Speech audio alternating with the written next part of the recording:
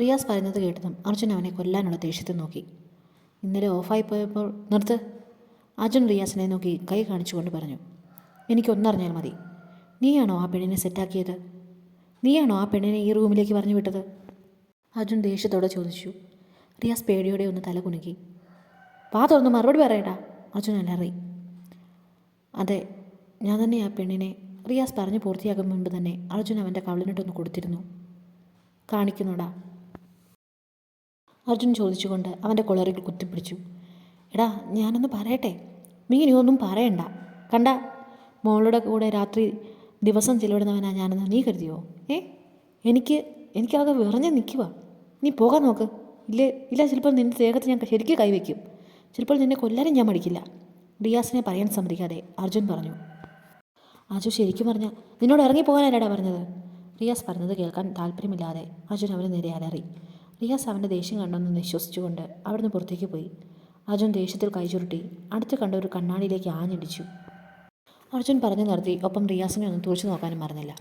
യദുവും പല്ലിറമിക്കൊണ്ട് റിയാസിനെ ഒന്ന് നോക്കി. അന്ന് കഴിഞ്ഞതിൽ പിന്നെ എനിക്ക് ആകെ ഭ്രാന്ത് പിടിക്കുന്നത് പോലെയാണ്. ഏത് നേരവും ആ നശിച്ച രാത്രിയുടെ ഓർമ്മകളാണ്. ഇന്ന് ആ ഫൈറ്റ് സീൻ ഷൂട്ട് ചെയ്യാൻ നേരത്തും എൻ്റെ മനസ്സിൽ മിന്നി മഞ്ഞത് ഈ കാര്യങ്ങളാണ്, അർജുൻ ഇഷ്ടക്കേടോടെ പറഞ്ഞു. ഇവൻ ഒറ്റയൊരുത്തൻ കാരണം എനിക്കിപ്പോൾ നേരവണ്ണം ശില്പയുടെ അടുത്ത് അല്പനേരം പോലും ചിലവഴിക്കാൻ സാധിക്കുന്നില്ല. അവളെ ഞാൻ ചതിച്ചല്ലോ എന്ന ചിന്ത എന്നെ കൊല്ലാതെ കൊല്ലുന്നുണ്ട്. അവളുടെ മുഖത്തേക്ക് കുറ്റബോധത്തോടെ അല്ലാതെ നോക്കാൻ കഴിയുന്നില്ല എനിക്ക്. പെട്ടെന്ന് അർജുൻ വീണ്ടും റിയാസിൻ്റെ കഴുത്തിൽ കുത്തിപ്പിടിച്ചുകൊണ്ട് പറഞ്ഞു. എടാ വിട്ടേക്ക്, ഇനി അവനെ പിടിച്ച് തല്ലിയിട്ട് എന്ത് കാര്യം? ഇത് പെട്ടെന്ന് അർജുനെ പിടിച്ച് മാറ്റിക്കൊണ്ട് പറഞ്ഞു. എങ്ങനെ വിടാനാണ്? ഇത്രയും കാലം ഞാൻ കൊണ്ടുനടന്ന എൻ്റെ ക്യാരക്ടറിനെ ചോദ്യം ചെയ്യുന്ന തരത്തിലുള്ള പ്രവൃത്തിയാണ് ഇവൻ കാരണം ഞാൻ ചെയ്തത്. എൻ്റെ ജീവിതത്തിൽ ഞാൻ ഇതുവരെ ആരെയും വഞ്ചിച്ചിട്ടില്ല. എന്നാൽ മറ്റൊരു പെണ്ണുമായി ഞാൻ ഏർപ്പെട്ടതോടുകൂടി ഞാൻ ശില്പയെ വഞ്ചിച്ചു. എടാ, നീ ബോധാവസ്ഥയിലായിരുന്നില്ലല്ലോ, അർജുൻ പറയുന്നത് കേട്ട് അവനെ ആശ്വസിപ്പിക്കാനായി ഏതു പറഞ്ഞു. ഏത് ബോധത്തിലായിരുന്നെങ്കിൽ കൂടി ഞാൻ ചെയ്തത് തെറ്റാണ്. പ്രണയിച്ച പെണ്ണിനെ മറന്ന് മറ്റൊരു പെണ്ണിനെ ഓർക്കുമ്പോൾ എന്നെ തൊലി ഇടിയുന്ന പോലെ. അർജുൻ മുഖം ചൊളിച്ചു. ഏതു റിയാസിനെ നോക്കി. നീയല്ലേ ഇതിനൊക്കെ കാരണം? നീ തന്നെ ഇവൻ്റെ ഇപ്പോഴത്തെ അവസ്ഥയ്ക്ക് ഒരു മറുപടി കൊടുക്ക്. റിയാസിനെ നോക്കി ഏതു പറഞ്ഞു. റിയാസ് യദുവിനെയും അർജുനെയും ഒന്ന് മാറി മാറി നോക്കി. ശേഷം പതിയെ നടന്നു ചെന്ന് അർജുൻ്റെ തൊളിയിൽ ഒന്ന് കൈവച്ചു. എന്നാൽ അർജുൻ്റെ രൂക്ഷമായ ഒരു നോട്ടം കണ്ടതും റിയാസ് വേഗം തന്നെ കൈ പിൻവലിച്ച് അവനെ നോക്കി വിളറി ഒരു ചിരിച്ചു. അർജുൻ അവനെ തറപ്പിച്ചൊന്ന് നോക്കി ഹോസ്പിറ്റൽ ബെഡിലേക്ക് പോയിരുന്നു. മറ്റാർക്കറിയില്ലെങ്കിലും നിങ്ങൾക്ക് രണ്ടിനും എന്നെ നല്ലപോലെ അറിയുന്നതാണ്. എന്നിട്ട് നീ എന്നോട് ഇതുപോലൊരു ചതി ചെയ്തപ്പോൾ എനിക്കതൊട്ട് ഉൾക്കൊള്ളാൻ കഴിയുന്നില്ല, അർജുൻ റിയാസിനെ നോക്കി പറഞ്ഞു. നിൻ്റെ ദൈവം തമ്പുരാനെ ഓർത്ത് നീ എനിക്ക് പറയാനുള്ളതൊന്ന് കേൾക്കുവോ? വീണ്ടും അർജുൻ എന്തോ പറഞ്ഞു വന്നതും റിയാസ് അവനെ നോക്കി കൈ കൂപ്പിക്കൊണ്ടും എന്നാൽ പല്ലെറിമിക്കൊണ്ട് ചോദിച്ചു. അർജുൻ അവനെ കനപ്പിച്ചൊന്ന് നോക്കിയതല്ലാതെ ഒന്നും പറഞ്ഞില്ല.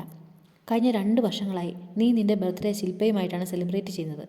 എന്നാൽ ഇപ്രാവശ്യം നീ ഞങ്ങളോടൊപ്പം നിൻ്റെ ബർത്ത്ഡേക്ക് ഉണ്ടാകണമെന്ന് എനിക്കും ഈ നിൽക്കുന്ന യദുവിനും നല്ല ആഗ്രഹമുണ്ടായിരുന്നു. അതുകൊണ്ട് തന്നെയാണ് ഇപ്രാവശ്യം ഞങ്ങൾ വാശി പിടിച്ച് നിന്നെക്കൊണ്ട് അതിനെ സമ്മതിപ്പിച്ചത്. നീ സമ്മതിച്ചപ്പോൾ ഇവനോട് ഞാനാണ് പറഞ്ഞത് ഇപ്രാവശ്യം എല്ലാം ഞാൻ സെറ്റ് ചെയ്തോളാം എന്ന്. നിൻ്റെ ബർത്ത്ഡേ ഈ കൊല്ലം ഞാൻ അടിപൊളിയാക്കിക്കോളാം എന്നൊക്കെ. അതുകൊണ്ട് തന്നെ എല്ലാ കാര്യങ്ങളും സൂപ്പറായിരിക്കണം, നീ ഒരുപാട് എൻജോയ് ചെയ്യണം, ഇപ്രാവശ്യത്തെ ജന്മദിനം നീ ഒരിക്കലും മറക്കരുത് എന്നൊക്കെ എനിക്കുണ്ടായിരുന്നു. അതേതായാലും നടന്നു. ഇവന് ഈ കഴിഞ്ഞ ബർത്ത്ഡേ ഈ ജന്മത്തെ മറക്കില്ല. റിയാസ് പറയുന്നത് കേട്ട് അവനെ നോക്കി പുച്ഛത്തോടെ ഏതു പറഞ്ഞു. എനിക്ക് കൂടെ കിടക്കാൻ ഒരു പെണ്ണിനെ ഒപ്പിച്ച് തന്ന മാമപ്പണി കാണിച്ചല്ല എൻ്റെ ബർത്ത്ഡേ അടിപൊളിയാക്കേണ്ടത്, അർജുനും റിയാസിനെ നോക്കി പറഞ്ഞു. നീയൊക്കെ എനിക്ക് പറയാനൊരു അവസരം തരുമോ? റിയാസ് അവരെ രണ്ടിനെയും നോക്കി പല്ലെറിഞ്ഞു. അർജുനും യദുവും അവനെ ഒന്ന് തറപ്പിച്ചു നോക്കിയതും റിയാസ് വീണ്ടും ഒന്ന് എളിച്ചു. ഞാനൊന്ന് പറയട്ടടാ, റിയാസ് വീണ്ടും പറഞ്ഞു. ഇനി ഒന്നും കേൾക്കാൻ താല്പര്യമില്ലാത്തതുപോലെ അർജുൻ അവനിൽ നിന്ന് മുഖം തിരിച്ചു. അത് കണ്ട് റിയാസ് ഒന്ന് നിശ്വസിച്ചു. സത്യത്തിൽ ആ പെണ്ണിനെ ഞാൻ സെറ്റാക്കിയത് നിനക്ക് വേണ്ടിയല്ല ജു, റിയാസ് പെട്ടെന്ന് പറഞ്ഞത് കേട്ട് അർജുനും യദുവും റിയാസിനെ നോക്കി. പിന്നെ നിനക്ക് വേണ്ടിയായിരുന്നോ? യദു റിയാസിനെ നോക്കി ചോദിച്ചു. നീ ആ പാവം പിടിച്ച റൂബിയെ പറ്റിക്കുവാണോ? യദു വീണ്ടും ചോദിച്ചു. എൻ്റെ പൊന്നട ഉവ്വേ, ഞാൻ മനസ്സിൽ പോലും വിചാരിക്കുന്നത് നീ പറയരുത്. വേറെ പെണ്ണുങ്ങളെ വായി നോക്കും, കുറച്ചൊന്ന് പാതിരാത്രി ഫോൺ വിളിച്ചും മെസ്സേജ് അയച്ചും സുള്ളു എന്നല്ലാതെ വേറെ ഒരു പണിക്കും റിയാസ് പോയിട്ടില്ല. റിയാസ് പറഞ്ഞത് കേട്ട് അർജുൻ അവനെ നോക്കി പല്ല് കടിച്ചു. ഇതും അവനെ അടിമുടി ഒന്ന് നോക്കി. സത്യം വിശ്വസിക്ക്, റിയാസ് സ്വന്തം തലയിൽ കൈവച്ചുകൊണ്ട് പറഞ്ഞു. പിന്നെ ആർക്ക് വേണ്ടിയാണ് നീ ആ പെണ്ണിനെ അവിടേക്ക് കൊണ്ടുവന്നത്? അർജുൻ അവനെ നോക്കി ഗൗരവത്തെ ചോദിച്ചു. മഹിക്കും എബിനും വേണ്ടി, റിയാസ് പറഞ്ഞത് കേട്ട് അർജുനും യദുവും അമ്പരപ്പോടെ അവനെ നോക്കി. നീ ചുമ്മാ ആവശ്യമില്ലാത്തത് പറയരുത്. മഹിയുടെ കല്യാണം കഴിഞ്ഞതാണ്. പിന്നെ എബിനൊരു മദാമ കൊച്ചിനെ സെറ്റാക്കി ആ പെണ്ണിനൊപ്പം ലിവിങ് റിലേഷനിലുമാണ്. യദു പെട്ടെന്ന് റിയാസിനെ നോക്കി പറഞ്ഞു. അതിന്? റിയാസ് പുച്ഛത്തോടെ ചോദിച്ചു. അതിനെന്നോ? അങ്ങനെ കമ്മിറ്റഡ് ആയ ആർക്ക് വേണ്ടിയാ നീ ഒരു പെണ്ണിനെ റിസോർട്ടിലേക്ക് വിളിച്ചതെന്നൊക്കെ പറഞ്ഞാൽ ഒരു ദേഷ്യത്തോടെ തന്നെ ചോദിച്ചു.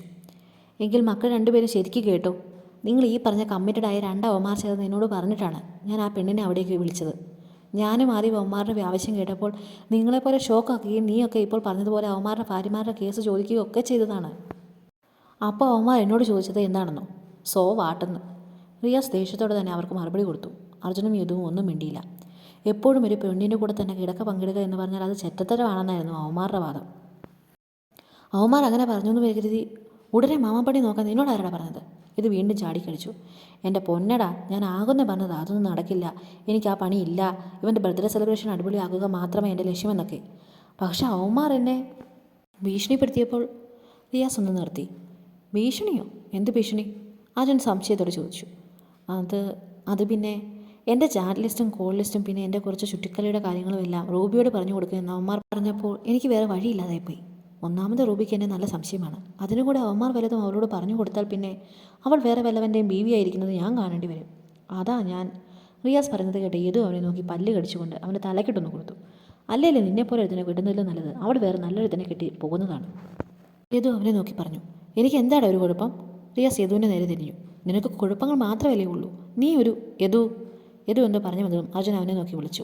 അവർ രണ്ടുപേരും വഴക്കിടുന്ന് നിർത്തി അർജുനെ നോക്കി. അവന്മാർ എന്തുകൊണ്ടാണ് നിന്നോട് പെണ്ണിനെ ഒപ്പിക്കാൻ പറഞ്ഞത്? പിന്നെ അവന്മാർക്ക് വേണ്ടി കൊണ്ടുവന്നതാണെങ്കിൽ അവൾ എങ്ങനെയാണ് എൻ്റെ റൂമിൽ വന്നത്? അർജുൻ അവൻ്റെ മനസ്സിൽ ഊരിത്തിരിഞ്ഞ സംശയങ്ങൾ റിയാസിനോടായി ചോദിച്ചു. മാഹിയും ഇവനും വിദേശത്തല്ലേ? അവന്മാർക്ക് ഫാമിലി ഒഴിച്ച് വേറെ കണക്ഷൻ ഇവിടെ ഇല്ലല്ലോ. പിന്നെ നിൻ്റെ ബർത്ത്ഡേ സെലിബ്രേറ്റ് ചെയ്യാൻ ഞാനല്ലേ അവന്മാരെ നാട്ടിലേക്ക് ക്ഷണിച്ചു വരുത്തിയത്. അതുകൊണ്ടാകും അവന്മാർ എന്നോട് അവരുടെ ആവശ്യം പറഞ്ഞത്. റിയാസ് മറുപടി പറഞ്ഞു. അപ്പോൾ ഇവൻ്റെ റൂമിൽ ആ പെണ്ണ് വന്നതോ? ഏതോ റിയോസിനോടായി ചോദിച്ചു. അന്ന് എനിക്കും വലുതായിട്ട് ബോധമൊന്നും ഇല്ലായിരുന്നല്ലോ, റൂം മാറിപ്പോയതാ. റിയാസ് അമളി പറ്റിയതുപോലെ പറഞ്ഞു. നീ ഒറ്റടുത്തും കന്തനയില്ലേ കണ്ട പൊടി ഞങ്ങൾക്കും കൂടി കലക്കി തന്നത്? എനിക്കാണെങ്കിൽ അന്നാ പൊടി കലക്കിയ ആദ്യത്തെ ഡ്രിങ്ക്സ് കുടിച്ചത് മാത്രമേ ഓർമ്മയുള്ളൂ. അത് കഴിഞ്ഞ് പിറ്റേന്ന് ബോധം എനിക്ക് തെളിയുന്നത് വരെ ഒരു വെളിവുമില്ലായിരുന്നു. ഏതോ അന്നത്തെ ഓർമ്മയിൽ തല കുടഞ്ഞുകൊണ്ട് പറഞ്ഞു. എടാ, അത് പിന്നെ എനിക്ക് ഡ്രഗ്സ് തന്നത് തന്നെ മകേഷാണ്. റിയാസ് അല്പം മടിയോടെ പറഞ്ഞു. അവൻ പറഞ്ഞത് കേട്ട് അർജുനും യദുവും വീണ്ടും ഞെട്ടി. റൂബിയുടെ പേര് പറഞ്ഞ് ഭീഷണിപ്പെടുത്തിയത് പോരാതെ അവന്മാർ ഡ്രഗ്സ് കൂടി തരാമെന്ന് പറഞ്ഞതുകൊണ്ടാണ് ഞാൻ അവന്മാർക്ക് പെണ്ണിനെ സെറ്റാക്കാൻ തീരുമാനിച്ചത്. റിയാസ് തല താഴ്ത്തിക്കൊണ്ട് പറഞ്ഞു. എന്നിട്ട് അന്ന് നീ പറഞ്ഞത് നീ തന്നെ ഒപ്പിച്ചതാണെന്നല്ലേ? ഇത് പല്ല് കടിച്ചുകൊണ്ട് ചോദിച്ചു. അത് പിന്നെ നിങ്ങളുടെ മുന്നിൽ വല്ല ആളാവാൻ വേണ്ടി വീമ്പ് പറഞ്ഞതാ. മാഹി അത് എതിർത്ത് പറഞ്ഞതുമില്ല. എന്നിട്ട് ഇതൊന്നും നീ എന്താടാ അന്ന് എന്നോട് ആ റൂമിൽ വെച്ച് പറയാതിരുന്നത്? എങ്കിൽ നിനക്ക് കൊടുത്തതിൻ്റെ ബാക്കി അവന്മാർക്കിട്ട് കൂടി ഞാൻ കൊടുക്കുകയില്ലായിരുന്നോ? റിയാസ് പറയുന്നത് കേട്ട് അർജുൻ ചോദിച്ചു. അതിനന്ന് നീ എന്നെ വരുന്ന പറയാൻ സമ്മതിച്ചോ? ആകെ ഭ്രാന്ത് പിടിച്ചതുപോലെ ആയിരുന്നില്ലേ നിൻ്റെ പെരുമാറ്റം? റിയാസ് അല്പം മുഷിച്ചിലോടെ ചോദിച്ചു. ഞാൻ അന്ന് അനുഭവിച്ച മാനസികാവസ്ഥ നിനക്കൊന്നും മനസ്സിലാകില്ല. ബോധം വന്നപ്പോഴുള്ള എൻ്റെ കോലം, എന്നിൽ നിന്നുണ്ടായ മണം, റൂമിൻ്റെ അവസ്ഥ എന്താ ഏതാണെന്നൊന്നും മനസ്സിലാകാതെ അർജുൻ കണ്ണടച്ച് തലയൊന്ന് കുടഞ്ഞു. തലേന്ന് രാത്രിയിലെ കാര്യങ്ങൾ പതിയെ ഓർമ്മ കൂടി വന്നതും എൻ്റെ എല്ലാ കൺട്രോളും പോയി.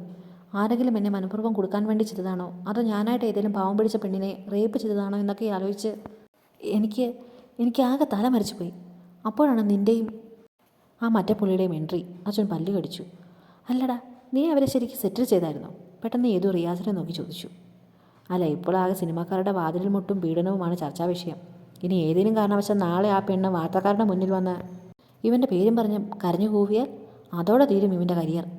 ഏതോ സീരിയസ് ആയി തന്നെ പറഞ്ഞു. അത് കേട്ട് അർജുൻ നെറ്റി തടവി. അതൊന്നും പേടിക്കണ്ട, അതൊക്കെ ഞാൻ സെറ്റ് ചെയ്തതാണ്. പിന്നെ ഇവനാണ് ആളെന്നറിഞ്ഞ ആ പെണ്ണിൻ്റെ കൂടെ വന്നയാൾ നേരത്തെ ഫിക്സ് ചെയ്ത കാശിനേക്കാൾ കൂടുതൽ എന്നോട് വാങ്ങിക്കുകയും ചെയ്തു. റിയാസ് പറയുന്നത് കേട്ട് അർജുനെ മുഷ്ടി ചുരുണ്ടു. കണ്ടോമാരുടെ പൈസയ്ക്ക് വേണ്ടി നടക്കുന്ന ഒരു കുറേ പേർ ചവച്ചു തുപ്പിയ ഒരെണ്ണത്തിനെ ഞാൻ തൊട്ടല്ലേ എന്നോർത്ത് അറപ്പ് തോന്നുന്നു എനിക്ക്. അങ്ങനെ ജീവിക്കുന്ന ആ പെണ്ണിൻ്റെ അവസ്ഥ എന്താണെന്ന് നമുക്കറിയില്ലല്ലോടാ. ഇത് പതിയെ പറഞ്ഞു. സ്വന്തം ശരീരം വിട്ട് ജീവിക്കുന്നവളുമാർ എന്തൊക്കെ ന്യായീകരണം ഒഴിക്കാനും അതിനൊന്നും ഒരു വിലയും ഉണ്ടാകില്ല. തെരുവിലിറങ്ങി തെണ്ടിയാലും അതിനും പോലും ഒരു അന്തസ്സുണ്ട്. ഇങ്ങനെയുള്ളവന്മാരെ എനിക്ക് പണ്ട് മുതലേ കണ്ടുകൂടാ. പക്ഷെ സാഹചര്യം അതെന്നെ എത്ര ഗംഗയിൽ കുളിച്ചാലും മാറാത്ത ഒരു അശുദ്ധിയിലേക്ക് കൊണ്ടെത്തിച്ചു. അർജുൻ പറഞ്ഞുകൊണ്ട് കണ്ണുകൾ ഇറുകെ മൂടി. അതേ നിമിഷം അവൻ്റെ ഉള്ളിലേക്ക് വീണ്ടും കുറച്ച് നാളായി അവനെ ഉറക്കം കെടുത്തുന്ന ആ കണ്ണുകൾ തേടി വന്നു. അവളുടെ ചുണ്ടുകളും അവളുടെ ശിൽക്കാര ശബ്ദങ്ങളും തേടി വന്നു. അവൻ കണ്ണുകൾ തുറന്ന് ബെഡിൽ നിന്ന് ചാടി എഴുന്നേറ്റു. എന്താടാ? ഇത് അവൻ്റെ പ്രവൃത്തി കണ്ട് ചോദിച്ചു. ഇവിടുന്ന് പോകാം, അർജുൻ അസ്വസ്ഥതയോടെ പറഞ്ഞു. എടാ, നിനക്ക് റെസ്റ്റ് വീട്ടിലേക്ക് പോകാം. എനിക്കിവിടെ കിടന്നാൽ ശരീരത്തിന് റെസ്റ്റ് കിട്ടിയാലും മനസ്സിന് കിട്ടില്ല, അർജുൻ ദേഷ്യത്തോടെ പറഞ്ഞു. ശേഷം ഒന്നും നോക്കാതെ പുറത്തേക്ക് നടന്നു. യദുവും റിയാസും പരസ്പരം ഒന്ന് നോക്കി അർജുൻ്റെ സാധനങ്ങളും എടുത്ത് അവന് പുറകെ പോയി. ഹോസ്പിറ്റലിൽ വരാന്തയിലൂടെ പുറത്തേക്ക് നടക്കുമ്പോഴും അർജുൻ്റെ മനസ്സാകെ കലങ്ങി മറിഞ്ഞിരുന്നു. അവളൊരു വേശ്യയാണ്. റിയാസിൻ്റെ വാക്കുകൾ അവൻ്റെ മനസ്സിൽ ഓടിയെത്തി. ഒപ്പം അവളുടെ മുഖവും അവനിൽ എന്തെന്നില്ലാത്ത വെറുപ്പും മറപ്പും നുരഞ്ഞു പോകുന്നതിനൊപ്പം മറ്റെന്തെല്ലാമോ വികാരങ്ങൾ കൂടി അവൻ്റെ ഉളവായി. ഒപ്പം അന്ന് റൂമിൽ ആകെ തിരയുന്നതിനിടയിൽ എപ്പോഴോ ബെഡ്ഷീറ്റിൽ കണ്ട രക്തപ്പാടുകൾ അവനിൽ സംശയങ്ങൾ തീർക്കാൻ ശ്രമിച്ചു. എന്നാൽ അവയെല്ലാം അവൻ മനഃപൂർവ്വം മറക്കാനും മനസ്സിനുള്ളിൽ തന്നെ അവയെ തളച്ചിടാനും പരിശ്രമിച്ചു. ഇതേ സമയം ശില്പ അവളുടെ കാർ ഒരു ഫ്ലാറ്റ് സമുച്ചയത്തിനുള്ളിലെ പാർക്കിംഗ് ലോട്ടിലേക്ക് കയറ്റി നിർത്തി. ശേഷം കാറിൽ കരുതിയൊരു ഷാൾ എടുത്ത് തലവഴി ചുറ്റി ഒരു കൂളിംഗ് ഗ്ലാസും വെച്ച് അവൾ പുറത്തേക്ക് ഇറങ്ങി. ലിഫ്റ്റ് ഉപയോഗിച്ച് 8ാമത്തെ ഫ്ലോറിൽ ഇറങ്ങി ഒരു ഫ്ലാറ്റിന് മുമ്പിലേക്ക് അവൾ ചെന്ന് നിന്നു. കോളിംഗ് ബെൽ അമർത്തി അവൾ അക്ഷമയുടെ പുറത്ത് കാത്തുനിന്നു. അല്പനേരങ്ങൾക്ക് ശേഷം ഡോർ തുറക്കപ്പെടുകയും ശില്പ ധൃതിക്കകത്തേക്ക് കയറി ഡോർ അടയ്ക്കുകയും ചെയ്തു. ഹേ ബേബി. 2 കൈകൾ പെട്ടെന്ന് തന്നെ അവളെ ചുറ്റി വരിഞ്ഞുകൊണ്ട് വിളിച്ചു. ശില്പയുടെ കൈകളും അയാളെ ചുറ്റി വരിഞ്ഞു. ഞാൻ കരുതി ആ അർജുനെ വിട്ട് നീ ഉടനെ ഒന്നും തിരികെ വരില്ലായിരിക്കുമെന്ന്. അയാൾ പറഞ്ഞത് കേട്ട് ശില്പി ഒന്ന് ചിരിച്ചു. എങ്ങനെ വരാതിരിക്കും? നീ ഇവിടെ കാത്തിരിക്കുകയായിരിക്കുമെന്ന ചിന്ത തന്നെ എന്നെ ടേൺ ഓൺ ചെയ്തതല്ലേ? അവൾ പറഞ്ഞുകൊണ്ട് അവൻ്റെ ചുണ്ടിൽ അമർത്തി ഉമ്മ വച്ചു. ഓഹോ, അപ്പോൾ അവനേക്കാൾ ഞാൻ നിനക്ക് ഇമ്പോർട്ടൻ്റ് ആണെന്നാണോ? അവൻ ചിരിയോടെ ചോദിച്ചു. ഒരിക്കലുമല്ല. അവൾ പെട്ടെന്ന് തന്നെ മറുപടി പറഞ്ഞു. അവൻ ആ മറുപടി പ്രതീക്ഷിച്ചതുപോലെ അവളെ കൂടുതൽ വരിഞ്ഞു മുറുക്കിക്കൊണ്ട് ചിരിച്ചു. അവൻ അജു, അവനെ എനിക്ക് വേണം. അവനെ കഴിഞ്ഞ് ഞാൻ എൻ്റെ മനസ്സിൽ മറ്റാർക്കും ഒരു സ്ഥാനം കൊടുക്കും. പക്ഷേ എൻ്റെ സുഖങ്ങൾ, അവയ്ക്ക് അവനേക്കാൾ സ്ഥാനമുണ്ട് താനും. അവളൊരു ചിരിയോടെ പറഞ്ഞു. അവൻ ആക്സിഡൻറ്റ് പറ്റി ഹോസ്പിറ്റലായിട്ടും നീ അവിടെ നിന്നില്ല എന്നവന് തോന്നുമോ? അവൻ സംശയത്തിൽ ചോദിച്ചു. അതില്ല. എനിക്ക് ഹോസ്പിറ്റൽ സ്മെല്ല് ഇഷ്ടമല്ല എന്ന് ഞാൻ പണ്ട് പറഞ്ഞത് ഓർമ്മ വച്ചിട്ട് അവൻ തന്നെയാണ് എന്നെ അവിടെ നിന്ന് നിർബന്ധിച്ച് വിട്ടത്. കൂടാതെ അവൻ്റെ ഫ്രണ്ട് അവിടെയുണ്ട്, യദു.